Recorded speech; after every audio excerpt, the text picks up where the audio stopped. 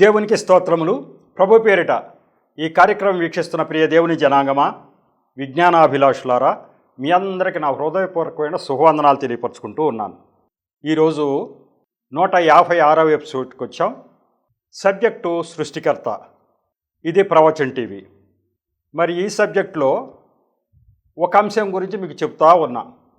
నేనేం కొంతమంది జీవిత చరిత్రలు తీసుకుని వాళ్ళు ఏ స్వలాభం అపేక్షించకుండా ఆయన ఒక్కడే సృష్టికర్త అని గ్రహించి ఆయన వైపు చూచిన 7 భక్తుల చరిత్రలను మేము ముందుకు తీసుకొస్తూ ఇప్పటికీ మరి 5 భక్తుడు వరకు చెప్పేశాను. 5వ భక్తుడు ఎవరంటే పండిట్ ధర్మ ప్రకాష్ శర్మ గారు. దాని మీద చాలా ఎపిసోడ్స్ వెళ్ళినాయి. ఎందుకంటే ఆయన చరిత్ర అంటే ఆయన వరకే కాకుండా మీకు నానా విధమైన జ్ఞానం ఇవ్వమని పంచమని దేవుడు నాకు దర్శన రూపంలో చూపించడం చేత నా బిడ్డలకి అవసరమైనటువంటి నానా విధమైన జ్ఞానం నువ్వు నూరిపోయాలి అని చెప్పడం చేత నేను ఒక జీవిత చరిత్ర తీసుకుని ఆ వచ్చిన ప్రతి ఇన్సిడెంట్కి అనేక కోణాల్లో నా యొక్క అనుభవాలన్నీ రంగరించి మీ ముందు జ్ఞానం ఇస్తూ ఉన్నా. ఎందుచేత అంటే మీరు జ్ఞానవంతులు అయ్యే పక్షం అయితే మీ చుట్టూ నడయాడుతున్నటువంటి అనేక మంది అన్యజనులు ఆ తారసపడినప్పుడు ఈ జ్ఞానం ఉపయోగించి కొన్ని మాటలు వాళ్ళు చెప్పడానికి వీలవుతుంది. ఇప్పటివరకు జరుగుతుంది ఏంటి అంటే ఎంతసేపు చెప్పినా మన బైబిల్ చుట్టూ బైబిల్ గ్రంథంలో మాటలే చెప్తూ ఉంటాం కాబట్టి వాళ్ళు కూడా విసుగుపుట్టి ఆ సినిమా చూసాం కదండి, యేసు ప్రభు గురించి తెలియంది ఏముంది మాకు, ఆ సిరియాగం గురించి మాకు తెలియంది ఏముంది, ఎన్నిసార్లు చెప్పినా అదేగా మీరు చెప్పేది, మాకు కూడా ఆశ్చర్యం, ఎన్ని సంవత్సరాలైనా మీరు అదే చెప్తూ ఉంటారు మీ క్రైస్తవులు, అయినప్పటికీ మళ్ళీ మీటింగులని ఆ మీటింగులని పెడతా ఉంటారు, ఎప్పుడు చెప్పినా ఈ మాటలే కదా, ఇంతకంటే ఏమున్నాయని పెదవి విరచడం నేను చూశాను. అందుకో ఏమో దేవుడు అందుచేతే బైబిల్ గ్రంథం యొక్క విశిష్టత అనేది ఆ యొక్క అనేక కోణాల్లో రంగరించి చెప్పాలి. ఆయన సృష్టికర్త అని ఇతర జనులు గ్రహించాలి. ఆయన ఒక్కడే దేవుడు ఎందుకు అయ్యాడు, మిగతా వాళ్ళు ఎందుకు కారు అనే విషయాలు వాళ్ళకి పూర్తిగా అర్థం అయితే వాళ్ళు అలా అనుకోరు. ఇదేదో అందరి దేవుళ్ళలాగా ఈ దేవుడికి ఒక చరిత్ర, ఆ చరిత్ర సినిమా వచ్చింది చూసాం అయిపోయింది అనుకుంటున్నారు. అలా కాదు. ఈయన సృష్టికర్త, ఈ ప్రపంచ నిర్మాత, ప్రపంచాన్ని నిర్మించాడు, పరిపాలిస్తూ ఉన్నాడు. అందరూ ఆయన సృష్టిలో భాగమే.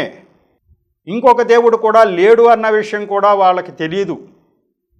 అసలు విషయం వాళ్ళకి తెలిసి ఉంటే, ఈ ఒక్క దేవుడే అనేటువంటి మూలం తెలిసి ఉంటే ఈ దేవుడు వైపు వచ్చే అవకాశం ఉంది. కానీ అందరి దేవుళ్ళలాగా యేసు ప్రభు కూడా ఒక దేవుడు అనుకునే పక్షం అయితే మనకేం పని, మన దేవుళ్ళు మనకు ఉన్నారు కదా, ఏం మనం అవన్నీ వినవలసినంత అవసరమే ఉంది అనే దృష్టిలో పోతూ ఉండడం చేత ఆయన సృష్టికర్త అనేది వాళ్ళకి బోధపడేట్టుగా చెప్పమని దేవుడు చెప్తా ఉన్నాడు. ఈ పండిట్ ధర్మప్రకాష్ శర్మ గారి చరిత్ర మరి చాలా ఎపిసోడ్లుగా చెప్పుకుంటూ వచ్చా. ఆయన్ని దేవుడు ఏర్పరచుకున్న తర్వాత ఆయనకి అనేక దర్శనాలు చూపించడమే కాక అనేకమైనటువంటి మరి స్వరాల ద్వారా ఆయన వినిపించి ఆయన ఒక నిష్ఠాగరిష్ఠుడైనటువంటి బ్రహ్మదేవుడి గుడిలో పూజారి గారి కొడుకు ఈయన ఆస్తిపరులు, ఎన్నో 100 ఎకరాల ఆస్తులు. మరి పండిట్ జవహర్లాల్ నెహ్రూ గారికి చాలా సన్నిహితులు, దగ్గర బంధువులు వీళ్ళంతా. అటువంటి ఆ గొప్ప ఆ యొక్క రాజస్థాన్లో ఉన్న పుష్కరాన ఉన్న బ్రహ్మదేవాలయ పూజారి యొక్క ఈయన కొడుకు. అటువంటి ఆయన ఏర్పరచుకోవాలంటే ఎంత కష్టం మీరు ఆలోచించండి. ఏ అవసరం ఉండి వస్తాడు ఆయనకి ఏం అవసరం ఉంది, అన్నీ ఉన్నాయి. మరి అంతేకాకుండా ఆయనకి చదువు అబ్బింది, కళాకారుడుగా అయ్యాడు, సినిమా యాక్టర్ అయిపోయాడు, పెద్ద కంపెనీలో మేనేజర్ అయిపోయాడు, కార్లు బంగ్లాల్లో విలాసవంతమైన జీవితం జీవిస్తున్న రోజుల్లో దేవుడు ఆయన ఏర్పరచుకోవడానికి ఎంతో కష్టపడి ఎంతో క్రయధనం చెల్లించి ఆయన విలువ పెట్టి కొన్నారు. విలువ పెట్టి కొనటం అంటే ఆయన్ని మలుచుకోవటానికి ఎన్నో రకాలుగా దేవుడు ప్రయత్నం చేశాడు. ఆయన్ని మలుచుకోవటానికి అదే విలువ పెట్టుకుంటాం. అప్పుడు ఆయనకు అర్థమైంది, ఎంత విలువ పెట్టుకున్నారా తండ్రి నన్ను, లేకపోతే నేను వచ్చేవాడిని కాదు కదా మీ వైపు. ఎందుకు అంటే నన్ను నరకాన్ని నుంచి తప్పించటానికి, నాబోటి మరి ఉన్నత వర్గాల వారికి నా యొక్క సాక్ష్యం అందటానికి చేయటానికి అనుకున్నాడు.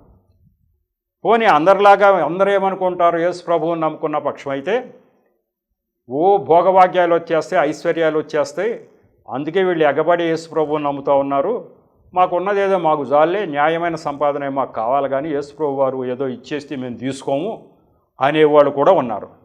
న్యాయంగా దేవుడు ఊరికే ఎవరికి ఏది ఇవ్వడు. యేసు ప్రభువుని నమ్మినంత చేత అంత మాత్రాన ఐశ్వర్యం వచ్చి ఏం పడిపోదు. దేవుడు సేవ కొరకు కొంతమందిని విపరీతంగా ఆశీర్వదిస్తే ఆ డబ్బంతా మళ్ళీ దేవుడి కోసం ఖర్చు పెట్టడానికే ఉపయోగిస్తారు తప్ప ఆ డబ్బును తీసుకెళ్ళి దాచుకోవటానికి ఎక్కడ ఉండదు. వాళ్ళు ఉన్న 4 రోజులు పోనిగా అయితే సుఖమైన జీవితం జీవిస్తే కొంతమంది ఉండవచ్చు, అందరూ అట్లా కూడా కాదు. అనేక మంది చాలా పేదరికంలో ఉండి కూడా యేసు ప్రభువు గురించి ఎన్నో కష్టాలు పడుతున్నారు, గొప్ప గొప్ప ఉద్యోగాలు కూడా వదిలేశారు. ఇదంతా ఎందుకు అని అంటే దేవుడి యొక్క ఆత్మచేత సంధించబడి జరుగుతుంది. ఈ పండిట్ ధర్మప్రకాష్ గారి చరిత్రలో మీ ముందుకు తీసుకొచ్చిన విషయం ఏంటంటే, అతన్ని ఏర్పరచుకోవడం ద్వారా అక్కడ ఉన్నటువంటి ఆ అగ్రవర్ణాల బ్రాహ్మణ 450 దేవాలయాలు ఉన్నాయి పుష్కరంలో, అజ్మీర్ దగ్గరలో ఉన్న రాజస్థాన్లో. మీకు చెప్పాను ఆ ప్రాంతాలు అజ్మీర్ అవన్నీ నేను తీర్థయాత్రలు తిరిగినప్పుడు తిరిగిన ప్లేసులు అవన్నీ. మరి అక్కడ ఉన్నటువంటి వాళ్ళకి ఈ దేవుడు అసలు దేవుడు అనేది తెలియాలి అంటే, ఈ దేవుడు నిజంగా సృష్టికర్త అంటే ప్రపంచానికంతటికీ ఈయనే దేవుడు అయి ఉండే పక్షమైతే మన యొక్క గ్రంథాల్లో ఈయన గురించి ఆయన ఎందుకు బయలుపరచుకోలేదని చాలామందికి డౌట్లు వస్తూ ఉంటాయి. కానీ ఆయన ఈ మన గ్రంథాల్లో బయలుపరుచుకున్నాడు. ఆ విషయం మన దాకా రాలేదు ఇప్పటి వరకు. ఆయన బయలుపరుచుకున్న విషయమే ఆయన పుష్కరంలో ఆ యొక్క పూజారులు వాళ్ళందరినీ పిలిపించి, బాబు నేను యేసు ప్రభు నమ్మాను అనగానే ఈయనేదో పిచ్చోడైపోయాడు, యేసు ప్రభు అవటం ఏంటి, మనం బ్రాహ్మణం ఏంటి, మనం అవటం ఏంటి అని వాళ్ళంతా తిరస్కరించినప్పుడు వాళ్ళందరినీ కూర్చోబెట్టి మన వేదాలలో ఈ మాటలన్నీ ఉన్నాయి, ఈ మాటలన్నీ మనం పూజించి ఏ దేవుడికి సంబంధించినవి కావు, ఈ విషయం నేను గ్రహించాను, అదే దేవుడు చెప్తున్నాడు, ఇదిగో నువ్వు గ్రహించావయ్యా, నీ తోటి వాళ్ళు కూడా గ్రహించేటట్టు చెయ్యి, నా లోపమేమీ లేదు, నేను అందరూ నాకు పక్షపాతం లేదు, ఈ ప్రపంచమంతా ఒకటే, అందరికీ నేను బయలుపరుచుకున్న ఒక ఇజ్రాయేల్ ప్రజలకు మాత్రమే బయలుపరుచుకుని మిగతా వాళ్ళకి వదిలేసేవాడిని కాను. ముఖ్యంగా భారతదేశంలో మునులు విపరీతంగా తపస్సులు చేస్తూ వాళ్ళ సుఖాలన్నీ వదిలేసి దేవుడా దేవుడా అని ప్రార్థిస్తున్నారు, దేవుడు ఎవరో వారికి తెలియటల్లా. కాబట్టి వాళ్ళని ఉద్దేశించి నేను అనేక శ్లోకాలు ఆ గ్రంథాల్లో రాయించా అని చెప్తే, ఆ గ్రంథాల్లో ఉన్నటువంటి శ్లోకాలన్నీ మందాక ఎవరు తేలేదు. మరి నిజంగా క్రైస్తవ పండితులు అనేక మంది ఈ యొక్క వేదాలన్నిటిని స్టడీ చేసి ఇచ్చినటువంటి శ్లోకాలు మీకు ఇదివరకు ఎపిసోడ్స్లో చెప్పా, 12-13 శ్లోకాలు చెప్పా. ఈయన ధర్మప్రకాష్ గారు ఈ శ్లోకాలన్నీ ఉన్నాయి, ఇవన్నీ ఎవరి గురించి ఉన్నాయో మీరు బాగా ఆలోచించండి అన్నారు. ముందుగా ఆయన చెప్పిన దాన్ని తిరస్కరించారు బ్రాహ్మణ పండితులు. కానీ తర్వాత కొంతకాలం అయిన తర్వాత నిజంగానే ఇది కరెక్ట్గానే ఉందేమో అనుకుని చాలామంది ప్రోత్సహించారు, తర్వాత వచ్చారు ఆయన మీటింగ్లకి. అలా ప్రపంచవ్యాప్తంగా ఆయన ఓడబడుతూ ఉన్నాడు. ఇప్పుడు బాగా వృద్ధాప్యంలో 90 సంవత్సరాలు వచ్చిన వయసులో ఆయన ఇప్పుడు తిరగలేని పరిస్థితిలో ఉన్నారు. ఇప్పుడు మరి రాజస్థాన్లో పుష్కరంలోనే అక్కడ ఉంటున్నట్టుగా తెలుస్తూ ఉంది. కాబట్టి మీకు ఆయన చరిత్ర అంతా చివరిదాకా తీసుకొచ్చి, ఇదిగో ఆయన వేదాల్లో ఉన్నటువంటి సారం ఇది అని చెప్పాడు అని చెప్పా. కానీ ఆ సారం అంతా మీ ముందుకు తేలా. నేను వ్యక్తిగతంగా ప్రభువును నమ్మిన తర్వాత నేను వేదాల గురించి ఎంతో కష్టపడ్డా, ఎన్నో పుస్తకాలు కొన్నా, ఈ వేదాల్లో ఎందుకు ఉన్నాడు ఈ దేవుడు, ఎట్లా ఉన్నాడు అని చెప్పి కఠోరమైనటువంటి శ్రమపడి ఆ విషయాలన్నీ సేకరించాను. ఆయన ధర్మప్రకాష్ గారి నోటి ద్వారా ఆయన ఒక్కడే దేవుడు అని మన వేదాల్లో ఉందని ఒక 2-3 మాటలే ఉన్నాయి తప్ప ఈ శ్లోకాలన్నీ ఆయన చెప్పలా. ఆ శ్లోకాలన్నీ నేను స్టడీ చేశాను. ఇదిగో ఫలానా పండితుల ద్వారా బయటకు వచ్చినాయి, ఆ శ్లోకాలన్నీ మీ ముందుకు తీసుకొస్తాను. ఇదివరకు 12-13 శ్లోకాలు తీసుకొచ్చా. విడ్డూరం ఏంటి అంటే, దేవుడు ఈ యొక్క యేసు ప్రభువారు శిలువయాగం చేశారు, ఏంటో పెద్ద అది ఒక్కటే గొప్ప విషయంలాగా క్రైస్తవులు తెల్లాలేసి గారు ఈ మాటలే చెప్తూ ఉంటారు అని ఇతర జనులు అంటూ ఉంటే నేను విన్నా. కానీ ఈ యొక్క శిలువయాగం చేయటం అనేది సామాన్యమైన విషయం కాదు. ఈ శిలువయాగమే ఇక ప్రాయశ్చిత్తార్థంగా మనిషి పాపాలకి పరిహారార్థంగా చేయవలసింది ఈ యొక్క బలియాగం అనేది ఉంది అని చెప్పి భారతదేశంలో ఒక అజామేధ యాగము, ఒక మేకను బలి పశువుగా చేసి ఒక యజ్ఞం చేసిన పక్షం అయితే ఆ యొక్క చేసిన వ్యక్తికి ఆయన మీద ఉన్నటువంటి పాపదోషాలు నివృత్తి అవుతాయి అని చెప్పి ఉన్నటువంటి విషయాన్ని మనకి వేదాల్లో ఉన్నాయి. వాళ్ళు అలా చేస్తూ ఉన్నారు. నేను చిన్నప్పుడు కూడా ఒక కథ వినేవాడిని. ఏంటి ఆ కథ అంటే, ఒక బ్రాహ్మణుడు, ఆయనకి లోకంతో పెద్దగా సంబంధం ఉంది, గ్రంథాలు చదువుకోవటం, దేవుడు నిత్యపారాయణలో ఉంటాడు. ఆయన చదివి అజామేధ యాగం చెయ్యాలి అని చెప్పి ఒక మేకను కొనుక్కుని ఆయన భుజం మీద వేసుకుని వస్తూ ఉంటే ఒక నలుగురు కాపుగాయటం అంటే నలుగురు ప్లాన్ వేసుకుని, ఈ బ్రాహ్మణోత్తముడికి మేకేదో కుక్కేదో సరిగా తెలియదు కదా, మనం ఇది కుక్క అని నమ్మించవచ్చు అని చెప్పి 4 ప్లేసుల్లో వచ్చే దారిలో వీళ్ళు ఉండి ఒక ఆయన, పంతులు గారు ఏంటి మీరు కుక్కపిల్లని తీసుకెళ్తున్నారని ఒక ఆయన, 2 ఆయన, 3 ఆయన, 4 ఆయన కూడా అన్నప్పుడు ఇది డౌట్ వచ్చింది ఆయనకి. ఇంతమంది అంటున్నారంటే నిజంగా కుక్కపిల్లనేమో, మేకపిల్లో కుక్కపిల్లో నాకు సరిగ్గా తెలియదు. మేక కావాలన్నారు యజ్ఞంలో, మేక అని చెప్తే కొనుక్కొస్తున్నా, కానీ వీళ్ళు ఎలా అన్నారని వదిలిపెట్టి వెళ్ళిపోతాడు. అది మన చిన్నప్పుడు చిన్న కథల్లో చెప్తూ ఉండేవాళ్ళు. అంటే ఈ యజ్ఞం చేయటానికి మేకపిల్ల కావాలి అనేది మనకు భారతదేశ గ్రంథాల్లో ఉంది.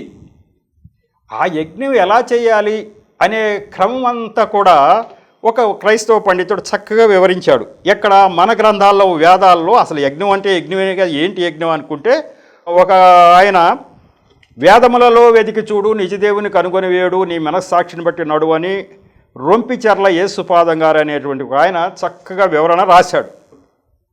అదే ఇదివరకు చెప్పా.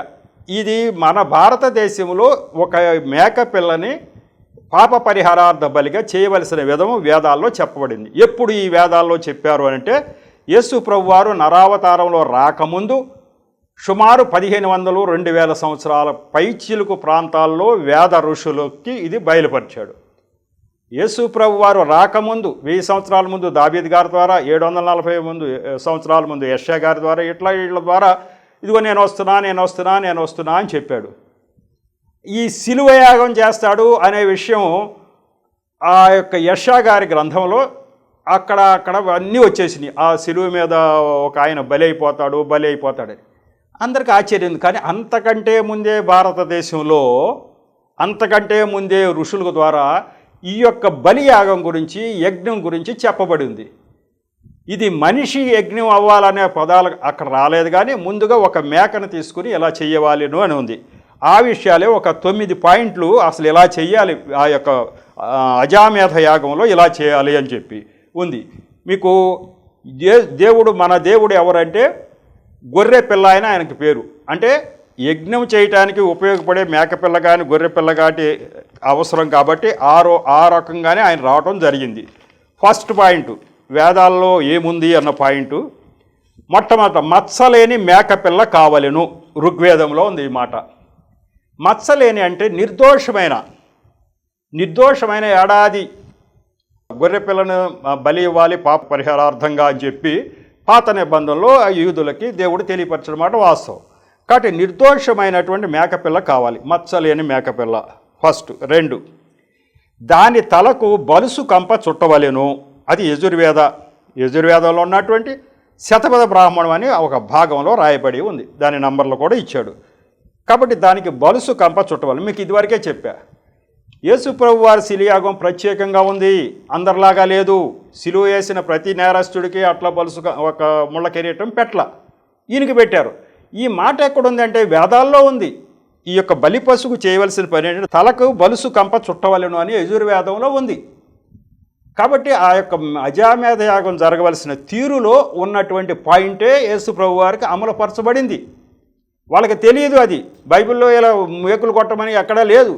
ఆ సమయానికి వాళ్ళకి ఆ ప్రేరణ ఇచ్చి ఇదిగో యొక్క యాగానికి చేయవలసిన క్రియల్లో ఆ పద్ధతిలో ఇది ఉంది కాబట్టి వాళ్ళకి ఆ ప్రేరణ ఇచ్చి ఆ ముళ్ళ కిరీటం పెట్టడం జరిగింది.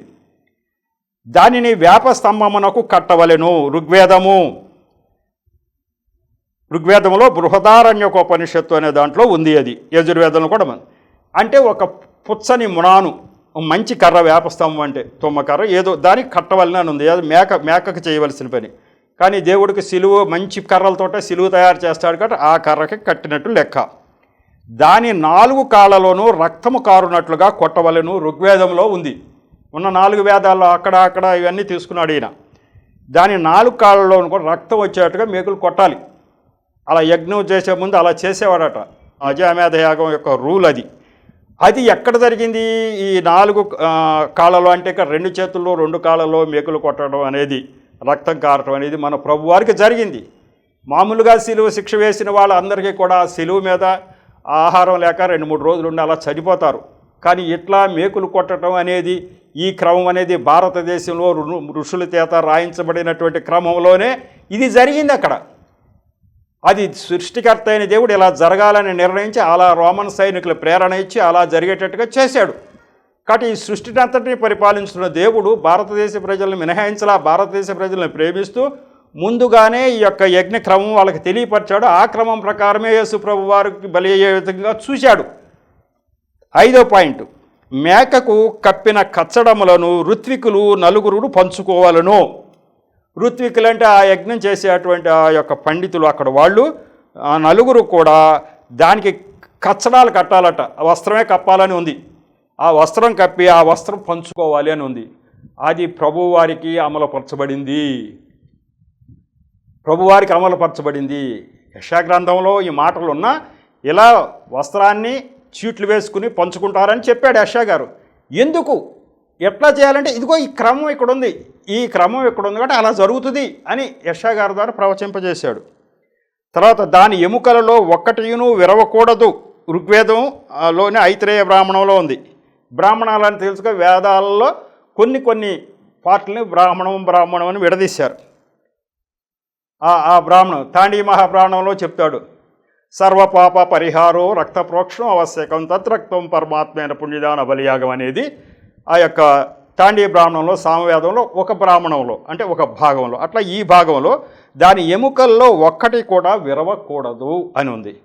యేసు ప్రభు వారికి కూడా అలాగే జరిగింది. ఒకవేళ ఆయన ప్రాణం మధ్యాహ్నం 3 గంటలకి పోకపోయి ఉంటే కాళ్ళు విరగొట్టడం జరిగేదట. వేరే వాళ్ళకి అలా జరుగుతుంది. ఈయన ప్రాణం పోయింది కాబట్టి అతని ఎముకలు ఏం మనం విరగొట్టక్కర్లేదు అని నిర్ణయించుకోవటం జరిగింది. కాబట్టి దాని ఎముకల్లో ఒక్కటి కూడా విరవకూడదు అన్నది ఈ యొక్క క్రమంలో భాగము దీని ప్రకారమే జరిగింది. తర్వాత మేకకు సోమరసము పట్టవలను యజుర్వేదము 10:10:1 ఆ యొక్క భాగాలు కూడా చెప్తాను. ముందు చెప్పేది మండలం, తర్వాత చెప్పేది సూక్తం, తర్వాత చెప్పేది మంత్రం. అంటే 10వ మండలం, 10వ సూక్తం, 1వ మంత్రం అలా ఉంది. ఆ మేకకు సోమరసం పట్టవలను. సోమరసం అంటే మత్తుగా ఉండేటువంటి ఒక పదార్థం.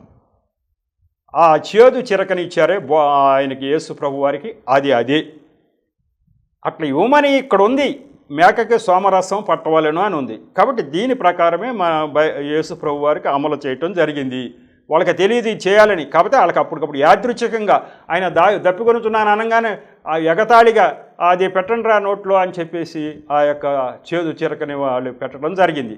కానీ ఇదంతా జరగడానికి కారణం ఏంటంటే దేవుడు చెప్పబడినటువంటి ఆ క్రమం అమలుపరచబడాలి అనే ఉద్దేశంతో. 8 దానిని వధించిన పిమ్మట ప్రాణప్రతిష్ఠ చేయవలెను. ఈ ప్రాణప్రతిష్ఠ అని కొన్ని మంత్రాలు చదువుతారట. ప్రాణప్రతిష్ఠ చేయాలనేది కొన్ని మంత్రాలు చదవాలని చెప్పి ఋగ్వేదంలోనే ఉంది. కానీ అసలు ప్రాణప్రతిష్ఠ యేసుప్రభు వారికి జరిగింది. దేవుడు మళ్ళీ లేపాడు. కానీ ఇక్కడ అప్పటికి యేసుప్రభు వారు శిలువ యాగం అవ్వక ముందు అజామేధ యాగంలో జరిగేటువంటి ఆ యొక్క మేకకి ప్రాణప్రతిష్ఠ జరగటువంటి ఆ మంత్రం చదవటమే తప్ప ప్రాణప్రతిష్ఠ అనేది దానికి ప్రాణం అంటూ జరగదు. కానీ ఆ మంత్రం ద్వారా ఏమవుతుంది అని అంటే దాని తర్వాత 9వ పాయింట్, దాని మాంసమును భుజింపవలెను. ఎవరైతే యజ్ఞం చేశారో వారంతా మాంసం భుజించాలి అని ఉంది. అంటే ఆ యొక్క దాన్ని భుజించడం ద్వారా పాప పరిహారార్థం వీళ్ళకు కూడా వర్తిస్తుంది. దాని ద్వారా జరిగిన పాప పరిహారార్థం అని చెప్పి ఆ మాంసమును భుజింపవలెను అని ఉంది. కాబట్టి ఇక్కడ ఏమైంది, దేవుడు ఇదే సాదృశ్యంగా దేవుడు మామూలుగా ప్రాణప్రతిష్ఠ చేసి ఆయన లేచి పరలోకం వెళ్ళిపోయాడు. కానీ ఆయన బైబిల్ గ్రంథంలో చెప్పాడు, ఇది నా శరీరానికి సాదృశ్యంగా రొట్టె ద్రాక్షరసం. రొట్టె నా శరీరము, ద్రాక్షరసము నా యొక్క రక్తము. వాటిని మీరు సేవిస్తే ఇదిగో ఈ ఫలం మీకు దక్కుతుంది. ఏ ఫలము? నేను చెల్లించినటువంటి క్రయధనం, ఈ పాప పరిహారార్థ బలి నేను చేసిందే అది మీకు దక్కాలి అంటే ఇక ఈ పని చేయాలను. అక్కడ యజ్ఞంలో అజామేధ యాగంలో ఏమవుతుంది, ఆ యొక్క ఫలము అది క్రయధనంగా బలి అయిపోయిన తర్వాత ఆ క్రయధనం అది చెల్లించిన తర్వాత అది వీళ్ళకి వర్తించాలంటే దాని మాంసం భుజించాలి. కాబట్టి అట్లా చెప్పబడి ఉంది. కాబట్టి ఇక్కడ ఆయన శరీరానికి సాదృశ్యంగా నా మాంసం భుజించటం అంటే ఒక రొట్టె ద్రాక్షరసం అని ఏర్పాటు చేశాడు దానికి సూచనగా. కాబట్టి ఈ యొక్క వచనాల ద్వారా మనకు అర్థమయ్యేది ఏంటంటే భారతదేశంలో దేవుడు అందరికంటే ముందుగానే ఈ యొక్క బలి యాగం గురించి, యజ్ఞం గురించి దేవుడు బయలుపరిచాడు. ఈ విషయాలు మన వేదాల్లో ఉన్నట్టు ఇప్పటికి నేను చూసినంత రకాలు ఏ హిందువుకి పెద్దగా తెలియవు. నాకు తెలియదు, 60 సంవత్సరాలు నేను హిందువుగా ఉన్నా, నాకు తెలియదు. అలా ఎవ్వరికీ తెలియవు. ఎవరో కొంతమంది పండితులకు తెలుసు, కానీ వాళ్ళు దాన్ని సమన్వయం చేసుకోవట్లా. అవునండి, అజామేధ యాగం అనేది ఒకటి ఉంది. ఆ యగంలో ఇలా చేయాలి, మేకపిల్లని తీసుకురావాలి, ఇలా చేయాలి, ఇలా చేయాలి, ఇలా చేయాలి, ఆఖరికి దాన్ని మాంసం పూజించాలి, ఇదంతా చెప్తున్నారు. అంతే తప్ప ఇది బైబిల్ గ్రంథంలో దేవుడు ఇలాగే చేయబడ్డాడు అనేది వాళ్ళు దాన్ని లింక్ చేసుకోవట్లా. అసలు విషయం ఇదయ్యా, ఈ పాప పరార్థ బలి నువ్వు ఒక్కడ కోసం ఆ యజామేధ యాగం చేస్తున్నావు, కానీ ఈ ప్రపంచ ప్రజలందరి కొరకు దేవుడు చెయ్యబోతా ఉన్నాడు అనేది మనకి ఆ యొక్క శ్లోకాలు ఇదివరకు చెప్పినటువంటి ఆ 12 శ్లోకాలు అవన్నీ మీకు చెప్పడం జరిగింది. ఆ యొక్క దేవుడు వచ్చి ఇలా బలి పశువు అయిపోయి ఆ యొక్క పాప పరిహారార్థ బలిగా చేస్తాడు. ఆ శ్లోకమే మన యొక్క వేదాల్లో ఉన్నది ఏంటంటే, ప్రజాపతిర్దేవేభ్యం ఆత్మానం యజ్ఞకృత్వా ప్రాయశ్చిత్ అని ఉంది. ప్రజాపతి ఆ దేవుడు ఆయన యొక్క చేయటం ద్వారా ఆయనే ఆత్మానం యజ్ఞకృత్వ, ఆయనంతటా ఆయనే యజ్ఞం చేసి ప్రాయశ్చిత్తం చేస్తాడు అని ఉంది.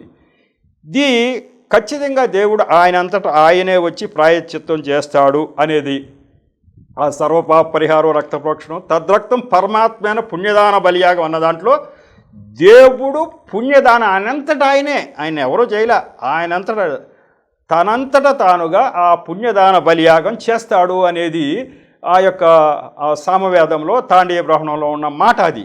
కాబట్టి ఆ మాటే ఇక్కడ ఈ బంగాళపత్రం అని దీంట్లో రాయబడి ఉందట. దాని అర్థం ప్రజాపతి తనను తాను యజ్ఞం మీద అర్పించుకొని ప్రజల కోసం ప్రాయశ్చిత్తము నెరవేర్చుననేది దాని అర్థం. అట్లాగే ఇంకో మాట ఉంది, అది ఏంటి అంటే ప్రజాపతిర్ యజ్ఞం అని శతపథ బ్రాహ్మణంలో ఉంది. కాబట్టి ప్రజాపతే యజ్ఞం. అసలు దేవుడు అన్న ఆయన ప్రజాపతి ఇక్కడికి రావటం, మనిషి అవతారం రావటమే యజ్ఞం కోసం వచ్చాడు అని చెప్పడం జరిగింది. ఇప్పుడు దీనికి అర్థం కాని ప్రశ్న ఏంటంటే, ఇతర గ్రంథాల్లో యేసు ప్రభు ఎందుకు ఉంటాడు అని ప్రతి భారతదేశంలో చాలామంది ఏంటంటారు. అదేంటండి, ఇజ్రాయేల్ ప్రజలకు సంబంధించిన దేవుడు యేసు ప్రభు వారు ఈ యొక్క భారతదేశంలో మన గ్రంథాల్లో ఎందుకున్నాడు, ఎందుకుంటాడు అంటే, ఎందుకుంటాడంటే సృష్టికర్త కాబట్టి ఉంటాడు. సృష్టికర్త కాకపోతే దేవుడు ఇంకో చోట ఉండడు. ఇక్కడ అనేక మంది దేవుళ్ళు దేవతలుగా కొలుస్తూ ఉన్నాం. ఇక్కడ ఈ గ్రంథాల్లో తప్ప వీళ్ళ గురించి ఈ ప్రపంచంలో ఎక్కడా ఉండదు. కానీ సృష్టికర్త అయిన దేవుడి గురించి ప్రపంచమంతా ఉంటుంది, ఉండేటట్టుగా చేస్తాడు ఆయన.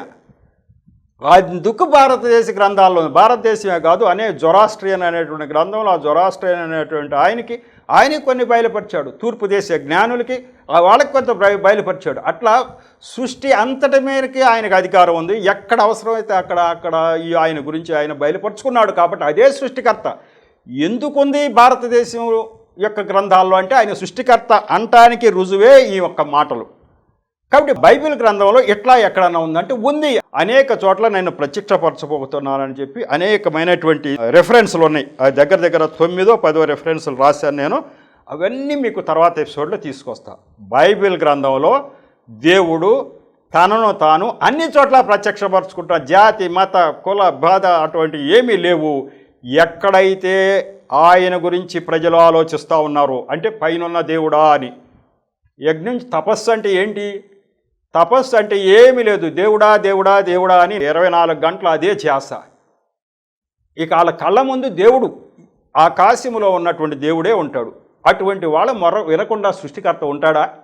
ఒకవేళ ఆయన సృష్టికర్త కాకపోతే వీళ్ళ మొర్ర వినడు. కాబట్టి ఆయన సృష్టికర్త కాబట్టి ఖచ్చితంగా వింటాడు.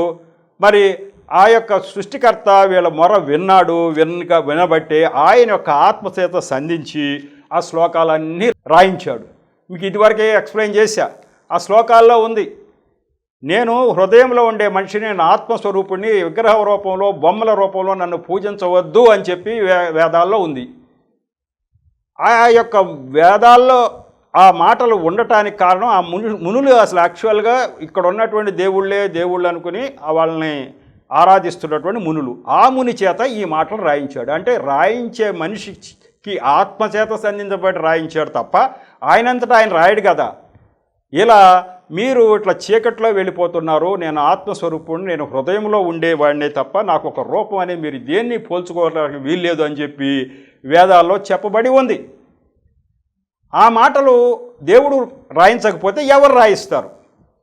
కాబట్టి దేవుడు రాయించాడని దానికి రుజువు అవుతోంది. కాబట్టి దీని మీద రెఫరెన్స్లు అయితే అనేకం ఉన్నాయి. 9-10 రెఫరెన్స్లు మీకు చెప్పాలి. కాబట్టి ఈ రెఫరెన్స్ల ద్వారా బైబిల్ గ్రంథంలో ఉన్నటువంటి రెఫరెన్స్ల ద్వారా ఇది అని చెప్తాం. ఆ తర్వాత వేదాల్లో 10వ మండలం 90 సూక్తం పురుష సూక్తం అంటారు. దాంట్లో 16 మంత్రాలు ఉంటాయి. అది పురుష సూక్తం అని చెప్పి ప్రత్యేకంగా బుక్ కూడా ఉంది.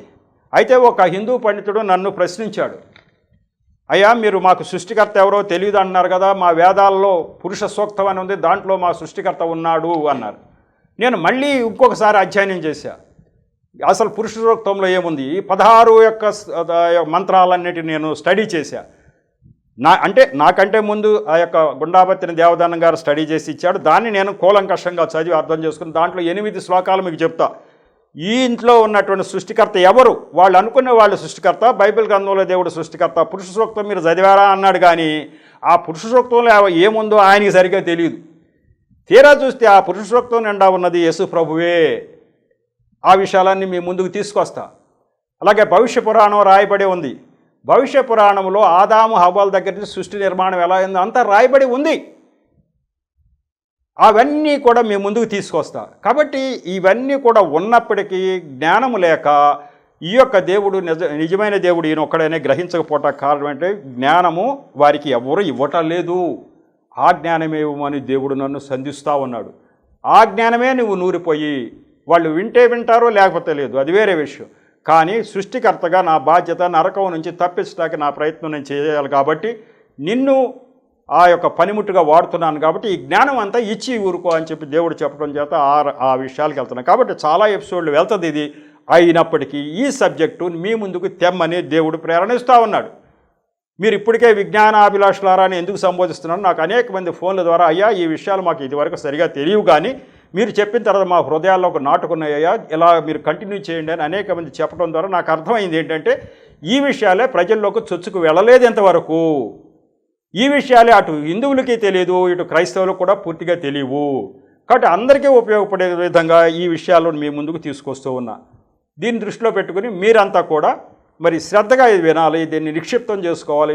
మీ పక్కనున్న వాళ్ళకి ఈ బోధించడానికి అవసరమైన జ్ఞానాన్ని మీరు పూర్తిగా నిక్షిప్తం చేసుకోవడం అవసరమై ఉంది. మరి సమయం అయితే అవుతూ ఉంది.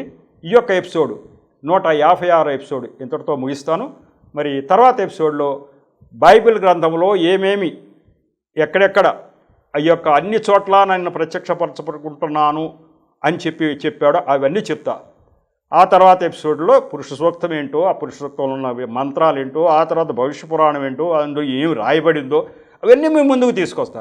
అవన్నీ బైబిల్తో మీరు లింక్ చేసుకుంటే ఇది అది ఒకటే, సృష్టికర్త అయిన దేవుడే ఈ రాయించాడు, అవి రాయించాడు అని మీకు అర్థమవుద్ది. అనేక మంది మీరు చెప్పడానికి వీలవుతూ ఉంటుంది. మరి దేవుడి యొక్క మాటల్ని దీవించునుగాక. చిన్న ప్రార్థన చేసి ముగిస్తా. కృపగల దేవ, మహాపరిశుద్ధుడా, ప్రేమగల తండ్రి, ప్రభువా మీకు వందనాలు స్తోత్రాలు తండ్రి. ఈరోజు ఈ 156 ఎపిసోడ్ కూడా ఈ సృష్టికర్త సబ్జెక్టులో తగిన విధమైన జ్ఞానాన్ని ప్రభువా బిడ్డలకు ఇవ్వడానికి మీరు నాకు సహాయం చేశారు. నన్ను మరుగుపరిచి నా నోటి ద్వారా మీరు మాట్లాడారు. అంతేకాకుండా బిడ్డల హృదయాలు తెరిచి వారి హృదయంలో ఇవన్నీ చొచ్చుకుపోయేటట్టు కూడా మీరు చేశారు తండ్రి. వారి చుట్టూ ఉన్నటువంటి అంధకారంలో ఉన్నటువంటి అనేక మందిని వారు వెలిగించడానికి ఉపయోగపడే విధంగా వారిని సాధనాలుగా వాడి సహాయం చేయమని ప్రార్థిస్తున్నాను. నన్ను, నా పరిచర్యను, ఈ కార్యక్రమాలు వీక్షిస్తున్న ప్రతి బిడ్డను దీవించమని, ఆశీర్వదించమని మా ప్రభువును రక్షకుడైన యేసు నామములో పరమ తండ్రిని ప్రార్థించి వేడుకుంటున్నా తండ్రి. ఆమెన్. మరొకసారి మీ అందరికీ నా హృదయపూర్వక శుభవందనాలు తెలియపరచుకుంటూ ఉన్నా. వందనాలు.